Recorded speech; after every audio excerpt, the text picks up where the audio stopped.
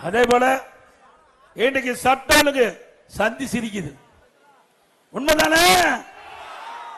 இன்னைக்கு மக்களுக்கு பாதுகாப்பு இருக்குதா? சிறுமிகளுக்கு பாதுகாப்பா? பெண்களுக்கு பாதுகாப்பா? பாட்டிமாருக்கு பாதுகாப்பா? இப்படிப்பட்ட கேவலமான ஆட்சி தொடர வேண்டுமா? சட்ட ஒழுங்கு டிஜிபி, நிரந்தர டிஜிபி நியமிக்க முடியல. ஒரு கையிலாகாத அரசாங்கம், திறமையற்ற அரசாங்கம், பொம்மை முதலமைச்சர் தமிழகத்தை ஆண்டு கொண்டிருக்கின்ற காரணத்தினால சட்ட ஒழுங்குக்கு நிரந்தர டிஜிபி கூட நியமிக்க முடியாத ஒரு கேவலமான அரசாங்கம் திமுக அரசாங்கம். இன்னைக்கு சட்ட ஒழுங்கு சிறப்பா இருந்தா தான் ஒரு நாடு வளர்ச்சி அடையும். ஆனா இந்த அரசாங்கத்தை பத்தி, இந்த திமுக அரசாங்கத்துக்கு அதை பத்தி எல்லாம் கவலை இல்லை. குடும்பத்தை பற்றி தான் கவலை. எப்பொழுதும் சிந்தனை திரு ஸ்டாலின் அவர்களுக்கு தன் குடும்பத்தில் இருக்கிறவர்களுக்கு ஆட்சி அதிகாரத்துக்கு வர வேண்டும் என்ற சிந்தனையில் செயல்படுகின்ற ஸ்டாலினுடைய அரசு தொடர வேண்டுமா? எங்க பார்த்தாலும் கஞ்சா விக்குது. கஞ்சா பல வடிவத்தில் வந்தாச்சு. மாத்திரை வடிவத்தில் வருதுன்னு சொல்றாங்க, சாக்லேட் வடிவத்தில் வந்து சொல்றாங்க, திரவ வடிவத்தில் வந்து சொல்றாங்க.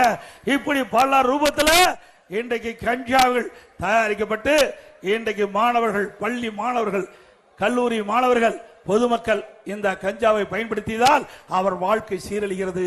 அப்படிப்பட்ட ஒரு மோசமான ஆட்சி தமிழகத்திலே தொடர வேண்டுமா? பல முறை சட்டமன்றத்தில் நான் பேசிவிட்டேன். ஊடகத்தின் வாயிலாக இந்த அரசுக்கு எச்சரிக்கை விடுத்தேன். ஆக நம்முடைய குழந்தைகள் தான் நமக்கு செல்வோம். அப்படிப்பட்ட குழந்தைகள் நம் கண் முன்னே சீரழியக்கூடிய காட்சி இந்த ஆட்சியிலே பார்க்கப்படுகிறது. இதையெல்லாம் தடுத்து நிறுத்த வேண்டும் என்று சொன்னால் அனைத்து இந்திய அண்ணா திராவிட முன்னேற்ற கழக ஆட்சி தமிழகத்திலே மலர வேண்டும். அண்ணா திமுக ஆட்சி மலர்ந்தால் 3 மாதத்தில் இந்த கஞ்சா முழுவதையும் தமிழகத்தில் ஒடுக்கப்படும். இன்றைக்கு போதைப் பொருள் முழுமையாக தமிழகத்திலே அகற்றப்படும். 3 மாதத்தில் கஞ்சா எங்கும் இல்லாத அளவிற்கு நடவடிக்கை எடுக்கின்ற அரசாக அண்ணா திமுக அரசு இருக்கும். அதோட இன்றைக்கு திராவிட முன்னேற்ற கழகத்திலே ஒரு டிஜிபி இருந்தார்.